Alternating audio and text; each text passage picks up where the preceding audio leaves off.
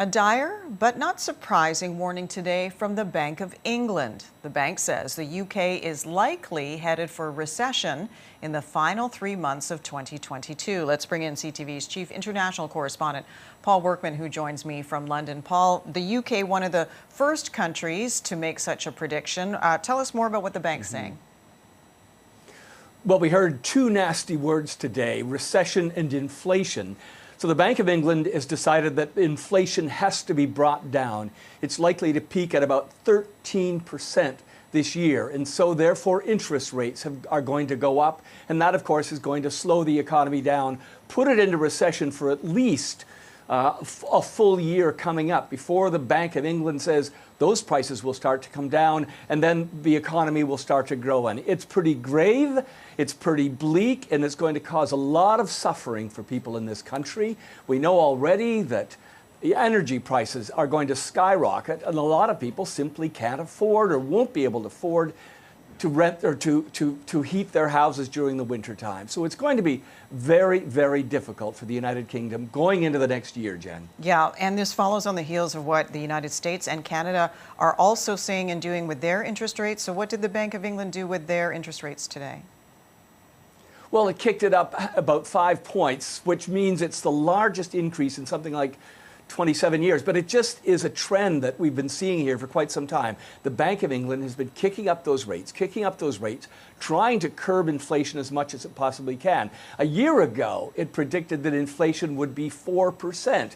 And then, of course, you had the war in Ukraine, which has largely meant high energy prices. And that's the real driver of inflation in this country now. As I say, peaking, it's expected to peak at about 13.5%.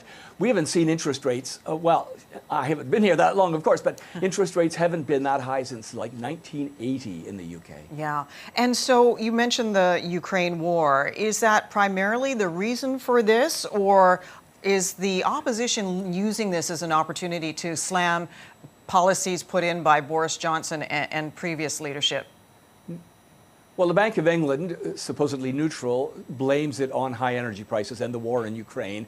Also, the fact that there was a recession during COVID here, and the country really hasn't come out of it completely. You also have to bring in Brexit, which has caused a lot of economic pain. It's hurt exports, it's hurt imports, it's hurt employment in this country. There aren't enough people to do many of the jobs, and that's also sort of fueling inflation. People want raises because they need to keep up with the cost of living. And so it's a real mix of a lot of things happening at the same time that will, again, cause a lot of suffering here. Yeah, a perfect storm. And just quickly, Paul, what about the race to replace Boris Johnson?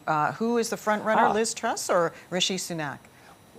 Well, Liz Truss, the foreign minister, seems to be galloping away with this. It looks to be a runaway now. Another poll came out today showing her with more than a sort of a 20-point lead. So the guessing seems to be pretty much over. They will go through with this campaign till the end of August. The vote will be announced in early September. But it certainly looks as if Liz Truss is going to win this thing and become the new prime minister as the country sits and watches the Conservative Party pick the new prime minister. So it's one of those odd situations where the people of the country won't have a say until the next election. CTV's chief international correspondent, Paul Workman in London. Thanks, Paul.